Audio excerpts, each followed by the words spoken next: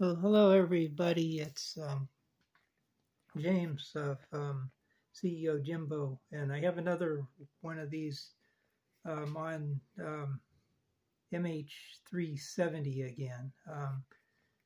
Kind of sticking with this topic, it's definitely enthralling to me, and it just keeps me going, I guess. I have also kind of been researching MH17 too. I meant to tell you last time about that, how the two of these flights, both 777s, crashed 3 months apart, both Malaysian Airlines. The MH370 killed, I think, 320 or something like that, 317 or something, and the second one was even more. It was like 376 or something like that. So anyway, I've been sort of comparing it to the Tenerife disaster, where two 747s crashed into each other on the airport there. I think the total fatalities was like 550 on the 747s, and it was just a few less with the two 777s.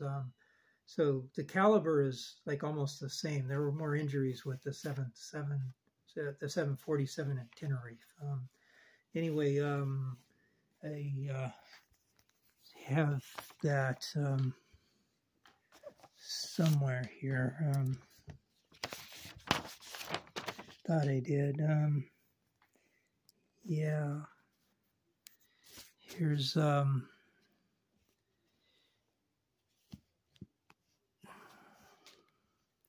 Tenerife was fatal 583, and MH17 combo was 537. So 583. 537. So I'm working with that a little bit to just try to compare these two. I've watched a few videos on MH17, and oddly, that there's at least one person missing on that. It sounds like still to this day. I've been interested in missing aircraft, and that aircraft crashed in eastern Ukraine, and a lot of the parts have been recovered, and I think both the black boxes have. But there was a family member that had 3 people on board that flight, and I think what he said is that 2 of the members, they basically found their bodies and their belongings and so on, and then there was a third that they just didn't even have a trace of. No baggage, no clothing, no nothing, and so that's sort of still a mystery. Anyway, this is on MH370 again, and this is what I've been working on for the last 2 weeks since I filmed the last one, is trying to make this map. It's sort of just a bigger version of one that I was trying before, involving the witnesses that say that they saw MH370 from various vantage points. This is, to orient you, is Kuala Lumpur right here, and this is Malaysia. That's the border there. It goes down here, so on. This is Thailand, I believe it is. Yeah, that goes up on this little peninsula, and so forth. I watched a video by a Mentor pilot. There was an airliner that crashed at Phuket. I think that's what he pronounced it, Phuket, and described a flight that came in. Maybe it was only from Bangkok. I don't know where it originated, but it was trying to land at Phuket, and there was a to-do about the autopilot not quite working right, and the first officer failed to put it in toga mode, take off and go around mode. and the aircraft started to go back up, but due to microburst activity and downdrafts, the aircraft got low to the ground, and the ground proximity warning went off. And anyway, the aircraft didn't realize that it was close to the ground, and so it touched the ground or something like that. It ended up crashing at the airport, and there were some survivors. The flight crew pilots passed away, and so on. I think it was like people on the left side of the plane that didn't burn managed to get out of it or something like that. Anyway, so this is Kuala Lumpur here. This was the route the aircraft was supposed to take, MH370 up to Aigari intersection, and then onto like Ho Chi Minh City, Vietnam, and then on to Beijing, China. And so there's so many videos that, explain, how it went up to Aigari and then it turned and went out this way and so forth. My focus is on what the witnesses were saying. There was a witness, there were two guys in a boat. Where were the two guys in the boat? They were, I think that those are the Kata Baru witnesses. It was sort of the fisherman that had a boat and had his friend along with him. And he said that he saw the aircraft right about the same time that the aircraft was said to have lost radio contact. So this is like just past midnight. And that the aircraft was very low to the ground. He used the term, the lights were as big as coconuts. And I worked with that a little bit in sort of a scale, whereas there's like lights look like watermelon, it would be like right on the deck. Lights look like coconuts, it's kind of not quite right on the deck, but pretty low. He said that it kind of was touching the scud clouds, from what it sounds like he described, low clouds, and so on, which caught his attention and so on. And then, higher up, you got sort of pea-size way up high lights. Anyway, so it like lost radio contact at 35,000 feet, and he immediately said that it was like low, and he thought the pilot was crazy because he was so low. And then there's this witness out over here that was on an oil platform. So up here, actually. And he reported that he saw the aircraft first at high altitude, southwest of his position, and he couldn't tell whether the aircraft was coming towards him or going away from him, but it seemed to be not moving. So that sort of implied to him that it was either coming towards him or away from him. And he said it was on fire for 10 to 15 seconds, I think, which is a pretty long time. And then it went out. And he made a comment that the aircraft, it was like an email. It was like, gentlemen, I think I saw MH370 go in or something like that, which sort of implies that he actually saw it, so low that it landed or crashed on the water. So somehow it went, back to here. This was like right after it lost contact. And my map is wrong for sure, because Aigari, the aircraft is known to have like flown up to Aigari and lost radio contact here. So, I mean, maybe it like came back around to here. I guess that could have happened, and it started losing altitude, getting lower, and then he sees it here. But how did it get back up high here for this guy to see it on fire at high altitude? And he made a comment that it was high altitude, but not that high. And then he made a comment, also, I don't know if it was first or second, that, gentlemen, I think I saw the aircraft crash or something like that. So anyway, it apparently was at high altitude here and kind of heading away, perhaps. He apparently like lost sight of it after the flame went out. I have it like written down, like right here, what he said.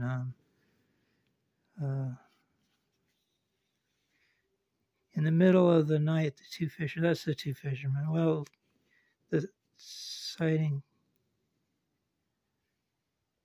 It's going to take up too much time doing that. You get the idea. So anyway, oddly, I spent 2 weeks, and this is where I'm sort of like stalled right here. I'm trying to like sort this out. So it goes from here to this guy, and then where did it go from here? It sounds like this guy had it going this way, and that kind of jives with, with what people are saying about it and so on. And then there was like a boat full of fishermen here that were like leaving on like a 7-day trip or something like that.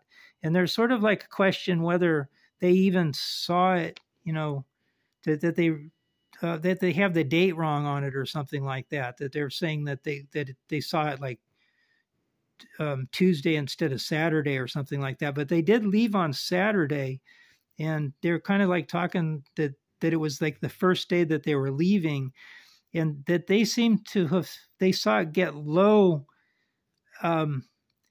and possibly hit the water, but they were in a boat that they didn't think they had the range to get to it. Like say it, it was like low on the water and looked like it landed or crashed here. They didn't think they had the range to go all the way out there and help them and come all the way back. So they just kind of just figured that other people would do that, I guess, and just went on with their fishing and came back into port 7 days later, not thinking that anything would have turned up on that. And they, I guess maybe they didn't have radios and they were just kind of in their own little world or something like that. I'm trying to get more information about these guys. And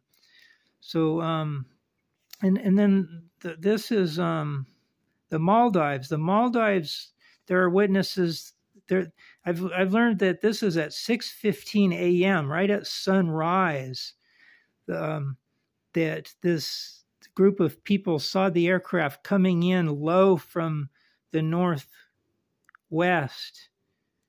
at 6:15 a.m. and kind of flying around the area. And they thought that it was going to crash in the area because it was just, so low to the ground and looking like it was in trouble, I think, and so on. And then there's mention that was the first group, and I haven't found anything on the second group. I have no idea who the second group is, but it sort of implies that, that must be a group of people that saw it later than 6:15 a.m., and so on. So that kind of changes my thinking on it, because I was thinking that maybe that the aircraft just came up here,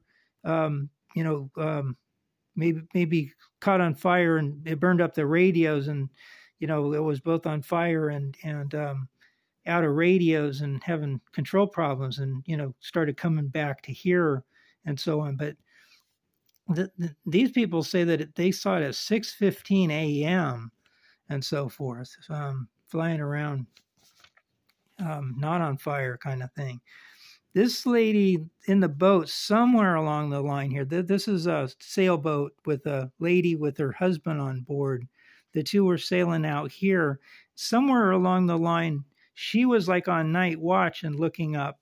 So that kind of implies that it was at night, before this happened, and sort of after this happened, that she looked up and she saw an aircraft with two orange lights that were like something she'd never seen on an aircraft before, and then kind of later associated that with fire and saying that she saw an aircraft on fire. They didn't report their sighting until like 2 weeks after the day that it was lost. I think it was like roughly 2 weeks or something like that, because they apparently didn't have any radio or anything like that, and they finally arrived into Phuket, Thailand, and then they heard about it and gave their report, I guess. And then there was a lady that basically took an airline flight from Malaysia to Raleigh, Saudi Arabia or whatever, to go to the whatever that Mecca religious festival thing is.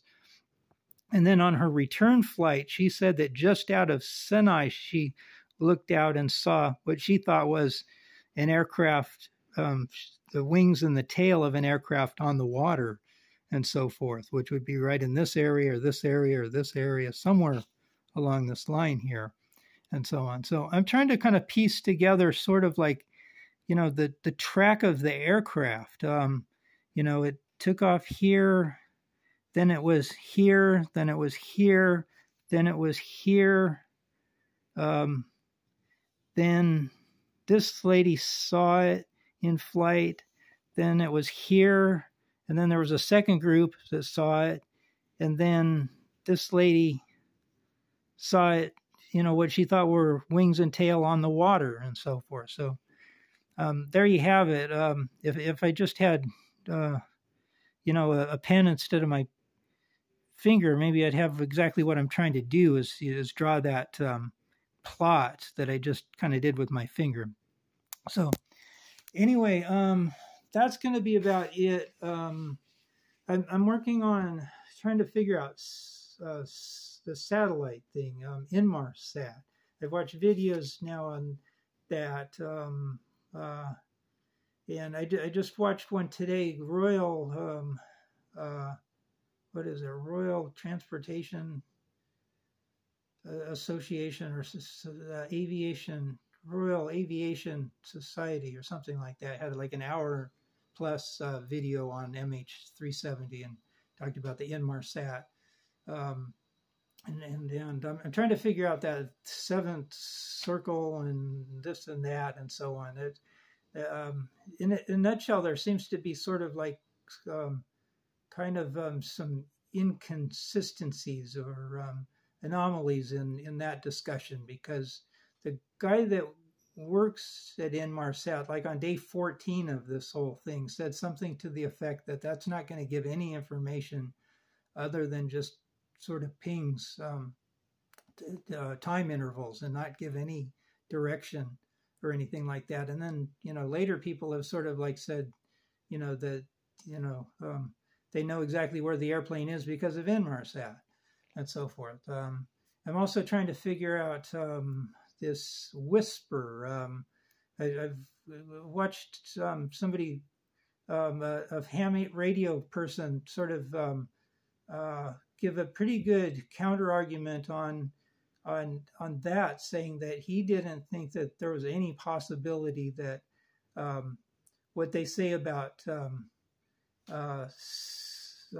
what I just said, that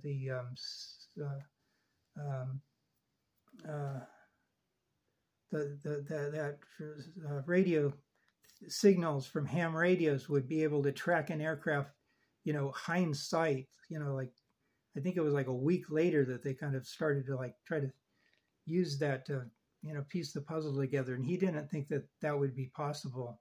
What they say just, is sort of a little far-fetched, like, not that they're like lying, but they're sort of like, the Secretary of Transportation, the lady, kind of said it good once, where it's a hype. It seems like there's sort of like all hype and no,